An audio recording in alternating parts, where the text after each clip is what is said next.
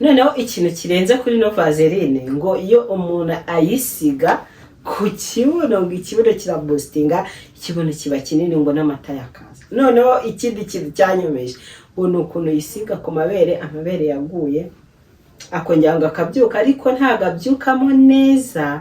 Iyo niyo research ndi gukora, majije gukoreshaho, ndimo ndabigerageza. Nibiramuka bikunze, nibiramuka mbona bikora, nzaza ndibabwira hano ku mugaragaro izuba riva, kugira ngo natwe tutagira amataye, kugira natwe amabere yaguye. Ino chargeur ya Dove ni sabune nziza ushobora gukaraba ukumva uruhu rwawe rurakeye.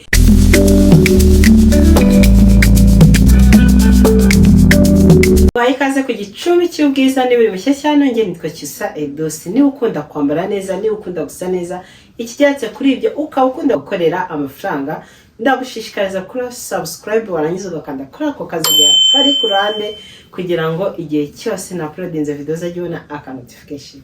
Sinahwema gushimira wowe udahwema kunshyigikira uko bwije nuko bukeye, sharinga video zanjye, like, comment. Imana mu ijuru ikumere umugisha.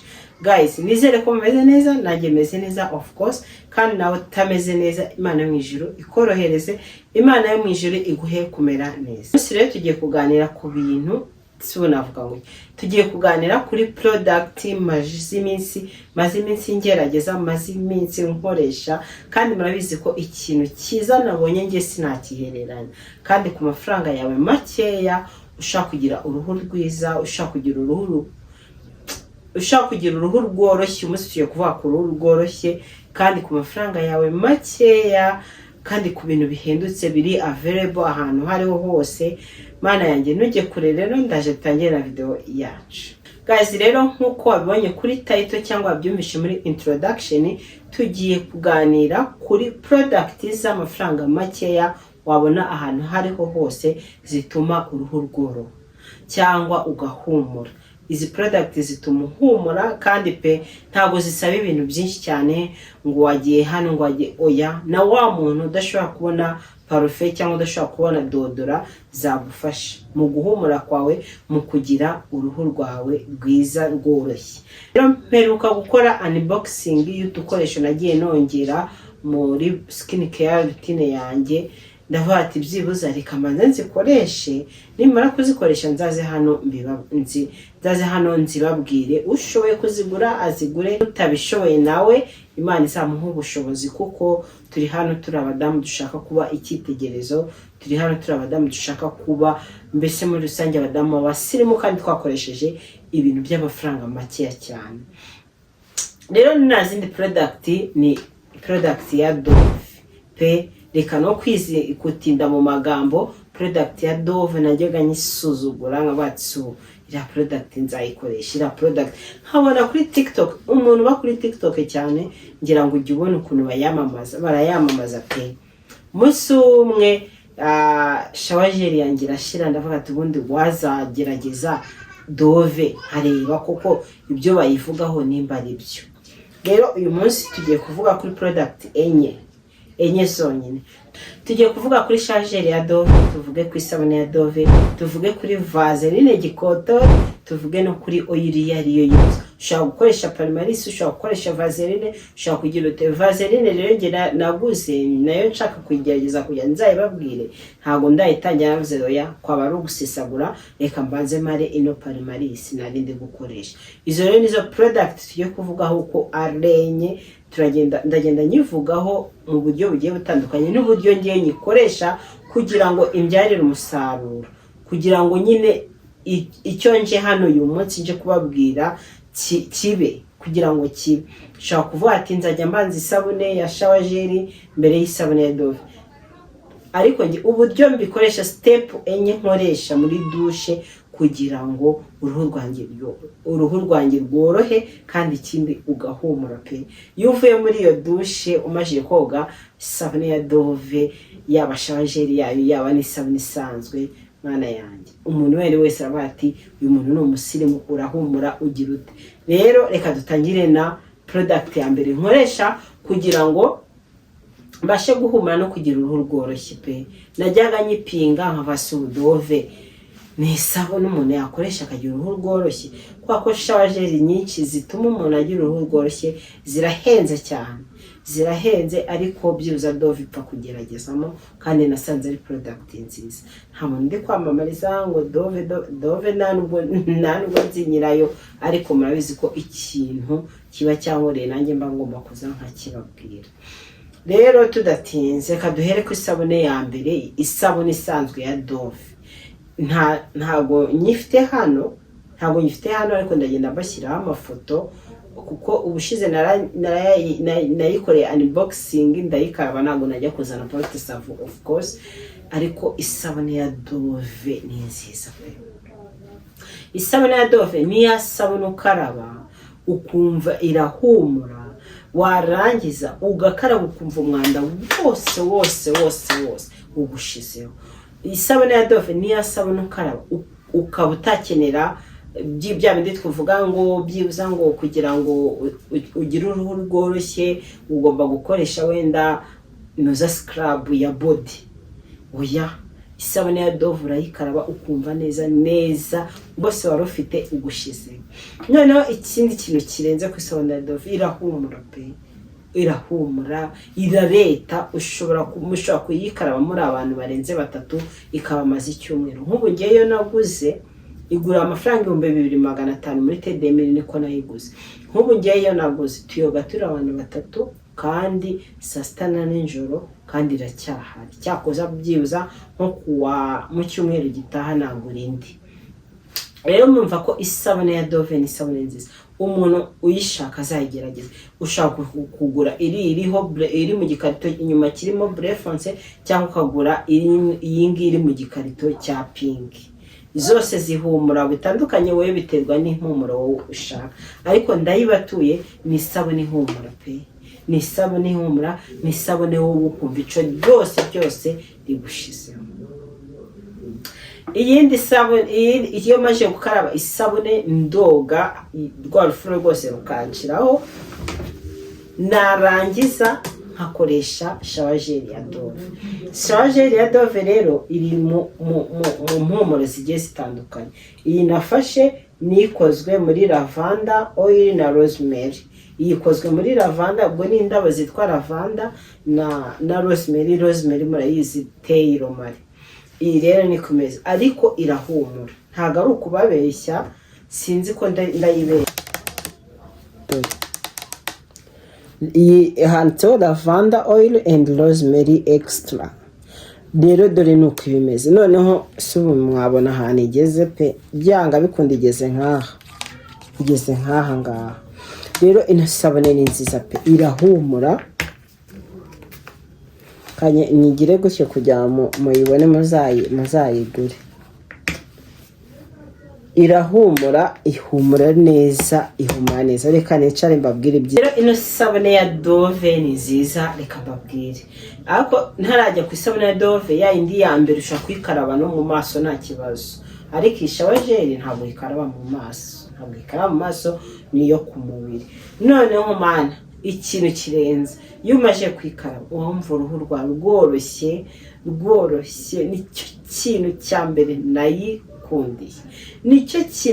mbere nayikundiye. Irahumura byarengaho igatuma uruhu rwawe rworoha. Umanza gukaraba ya indi isanzwe ya Dove y'ikijumba, navuga ngo ikijumba ikomeye, warangiza ukinyunyuguza n'amazi, bisaba kujyana nk'indobo yuzuye, warangiza ugashyiraho ino shawajeri ku cyogesho cyawe, ukongera koga nyuma ukinyuguza. Wumva uruhu rwawe rworoshye, ubuhumura. Ushaka na parfum ntago wayitera pe, gusa ntago bigutindaho cyane, ariko byanga bikunda ko umuntu agenda akaraba isabune niko igenda ijya no mu mubiri, ku buryo uramutse utiteye parfum, uramutse utiteye dodora, ishaka gukomeza guhumura ntugire impumuro mbi ku mubiri. Irene isabune ya Dove igura amafaranga 9500 muri Simba, muri Tedemiri nazibuzemo. Muri Simba ni igura 9500. Uramutse uyishaka wanyandikira kuri nimero ndibushyire muri video irangira. Ushaka kuba uri kure, ushaka kuba nta mwanya ufite wo kuza mu mujyi kuyigura, nagukora delivery. abantu banjye nta kintu hazabakorera nzabadabagiza pe, ntabwo nakwima ngiye serivisi nzi ko ndi nyifite, ntabwo nayikwima. Ushobora kumbwira ati cyusangurira isabune ya Dove ningi, isabune ya Dove isanzwe iri ikomeye igura 2500, yigura 9500, niko nayiguze muri Simba. Ni isabune nziza rero muyishake. Sasa rero iyo ndangije koga ndihanagura bisanzwe, narangiza nkisiga oil. Dore oil yanjye ahanigeze na cya kiboro cy'imbere cyaracitse cya Parimaris, dore ahantu igeze. Ni oil nziza ijya guhumuramo nk'agashokora ukuntu, cyangwa nk'agakukubatamo ukuntu. Ni oil ituma uruhu rwawe rworoha, ariko si iri muri komanda yonyine, n'izindi zarizo zose oil ushaka. Ushobora gukoresha Vaseline, ushobora gukoresha Parimaris, ushobora gukoresha indi oil yari yose bituma uruhu rwawe rworoha, ugahumura neza kandi ugasa neza. Cyane iyi oil nayikurikore manda igihe ufite uruhu imibiri yombi, navuga imibiri yombi, nibwo urusha kugira uruhu ruri kugenda rubamo agashokoramo ukuntu. Nari naragaritse ku bintu bijyanye n'amavuta kubivugaho n'iki, ariko navuze ati ibi bintu reka no kubyihererana. Buriya oil ukoresheje igeze hano byanga bikunda ubutangiye kubona akarezilita mukuru. Iyi rezilita ngiye nabonye uruhu rwawe bashokoramo ukuntu, ntabwo wamara igicupa kimwe ngo uhite ubashokora nka oya, ubona urugenda ruhindukamo gake gake. Noneho ikindi uruhu rwawe rukoroha, biba byiza iyo uyikoresheje nijoro ugakaraba. Wamara gukaraba bya bindi byose nababwiye, ukisiga Parimaris yawe cyangwa iyindi oil yari yose, ukiryamira. Masheriza mwabadamu mwabakobwa, iyi nama nakugira, nimba ushaka kugira isuku, nimba ushaka guhumura neza, pana byabyunzwe byo mu kwaha, pana byabyunzwe by'umubiri, karaba nijoro. Dore uba wiriwe mu mirimo itandukanye, uba wiriwe ugenda, uba wiriwe mbese ukora nk'abantu ducuruza. Gerageza ukarabe nijoro pe, gerageza ukarabe nijoro, wisige oil runaka. Uzanshimira nyuma numara gukoresha izi product mubwiye, cyangwa izindi zazo zose, ukaraba nijoro ubundi wiryamire. N'umuntu ukuraye iruhande aba yumva uhumura neza. N'umuntu mbese nk'abadamu dufite abagabo, uba wumva uhumura neza ku buryo ki usinzira neza, n'uwo muryamanye cyangwa n'uwo muri kumwe agasinzira neza. Pana bya bindi byo kurara uri umudamu ufite icyunzwe, uhumuri mbese uvuye mu kazi ako kanya usukubitamo ibiryo usujya kuryama uraranye n'umuntu. Tugomba gufata iya mbere tukagira isuku abadamu. Buri umugabo ashobora kumara n'icyumweru atoze, ako uzamare n'umunsi uzambwira. Rero iyi oil nayo nayikurikomanda, ni Parimaris, ni nziza, ituma uruhu rworoha. Ikindi iguha uruhu rukeye mukundu, cyane cyane nk'abantu bafite uruhu rujya kuba imirimo, abantu bafite uruhu rw'imibiri. Amavuta tsorezaho rero ni amavuta ya Vaseline Bliss. Amavuta ya Vaseline Bliss ntago nakirirwa myevugaho ibintu byinshi cyane, ndashaka kuzayababwiraho. Cyane cyane abadamu. Amakuru nyafiteho ngiye kubabwira nabiri cyangwa atatu. Ano mavuta ya Bliss yo uyisize cyane cyane ngo kukibuno nguzana amataye, niko numva. Ntago nanjye naratangiye kubigerageza, ariko nzababwira nimbona rezilita yo nyine y'icyo kibuno cyaje. Ikindi ikora, ituma umuntu ukomeye munsi y'ikirenge iyo yisize umaje mwa bya bindi nababwiye nyine, umaje koga ukayisiga ku maguru, ku gitsitsino, igitsitsino cyawe cyangwa amaguru, mu kirenge cyawe haroroha. Ikindi kintu nzi kuri Vaseline ngo ituma amabere ngo yaguye, ngo nyine kwa kundi ugenda usigaho, ngo ntago arongera ngo akagira arongera ngagahagarara. Ariko nagahagarara bya bimwe nka kera, nk'uko kimara kumera amabere wari umeze, ariko ngo ntago agwa cyane. Ubwo rero nibyo bintu bitatu nzi byibanga abantu benshi ngo baduhisha nzi kuri Vaseline, ariko nzayibabwiraho birambuye, nzababwira nk'ibintu 10 ino vaseline imara iyo wayisize. Noneho iyo wayisize n'urugero nko njya kenshi nkunda kuyisiga kuyarenza. Nk'ubu ngewe amavuta ngo lotion ngo creme narabisezereye, nsigaye nikoresheje izi product ko arenye nkigendera, kuko ntabwo ushobora kugira umwera, uruhu rwawe ruroroha, ntabwo rukanyarara, ibintu nk'ibyo bwite. Noneho ngewe ikintu nkora ni urugero mfata ino vaseline nkayisiga ku kirenge, ku maguru nyine, ku kirenge, narangiza nkayisiga ku maboko, narangiza nkayisiga, ntabwo nyisiga ahantu hose, no ku kibuno no ku mabere, narangiza iyo niteye parufe ingumaho umunsi wose, iyo niteye dodora ingumaho umunsi wose.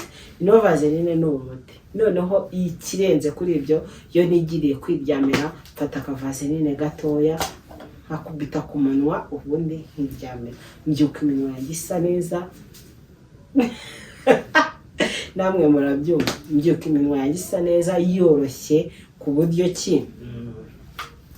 Ubwo rero vaseline nayo niyo ya kane nsubiza, ubundi nkitera akadodora kanjye ka make ka bingahe, ka 10 na bingahe, nkigendera. Nahura n'umuntu akangata kuri guhumura, ubigenza ute? Se wisiziye parufe, se wisiziye dodora?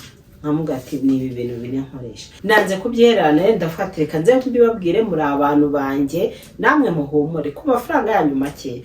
Murasanga ari amafaranga makeya kandi ni ibintu bimara igihe, kandi ukashobora kuba wanabikoreshanya n'abandi nta kibazo na kimwe itera. Mukoreshe Dove shower gel, mukoreshe Dove ikomeye, mukoreshe Parimaris cyangwa indi oil runaka. Ushobora gukoresha vaseline nayo ni nziza. Nimara Parimaris nzakurikiraho vaseline, narayiguze mwarabibonye. Nindageza murikizeho ino vaseline ya gikotora, usa neza, amata yakaza, amabere akongera akahagarara, ubundi ugahumura neza umunsi wawe wose. Nizeye ko ino video ibafashije guys. Utu product tuno twibitseho waba usevinze byibuze igihe kigera nko ku mezi 7, utari guserera mu mavuta, utari guserera mu, kandi pe ngiye mvuga ibintu biri naturel. Ntabwo nkubwiye ngo uzagenda uke, ntabwo nkubwiye ngo uzagenda use nka Shadibo, oya. Ntabwo nkubwiye ngo uzagenda use nka runaka, oya. Ni ibintu biri naturel ukoresha, ukagumya uri naturel ariko uruhu rwawe rubriye. Ndabakunda cyane rero, nahadusoreje ino video. Icyo nakubwira, nimba ukunze ino video, nimba ukunze ino video, nimba hari ikintu kwigishe cyangwa hari ikintu wungutsemo, nsabira umugisha ku Mana. Ikindi ume comment, ushaka gushyiramo agatima, ushaka kumbwira ati thank you, urakoze, nabyo narinzi, ushaka kumbwira ati ni ukuri, Imana iguha umugisha. Comment yayo yose, wowe gusa nugenda udateye comment, liking, nurangiza uvuge ati iyi video ntabwo ari njye nyine ukwiye kubyihererana, reka nyisharinge n'inshuti zanjye nazo ziyigire. Waba ukoze cyane, wamfashije, Imana yaguha umugisha nanjye kawuma. Ikindi curuza imyenda myiza ya caguwa, amakote meza nk'aya. Iri kote ni iry'umugongo, ni kote ryiza riri mu ibara ry'umukara n'icyatsi byiza pe. Ikindi amapantaro y'amatise, amakanzu, amajipo nkorera muri Tropical Plaza muri floor ya mbere C42 umuryango w'10. Ikindi ushobora kunyandikira kuri iyo nimero ukangata icyusa savinga ino nimero yanjye kuri WhatsApp yawe kujyanyemo na status zawe, kuko buri munsi uko bukeye nuko bwije ndapostinga kandi imyenda myiza. Ikindi uramutse ugeze kuri Tedemiri nagwamamagara kuri iyo nimero nkakuyobora, nkakurangira kugira ngo utaza kuyoba. Ikindi nimba utaramfollowinga kuri Instagram yanjye Wara Homes, imyenda ibiriho, fashion ibiriho, mbese muri rusange Instagram yanjye yipostegaho imyenda myiza kandi ikeye. Ushaka kuvuga ati umwenda nawe ukunze wumva. Ikindi mfite TikTok nshyashya yitwa Fashion with Eduse, naho wagenda ugakoraho follow.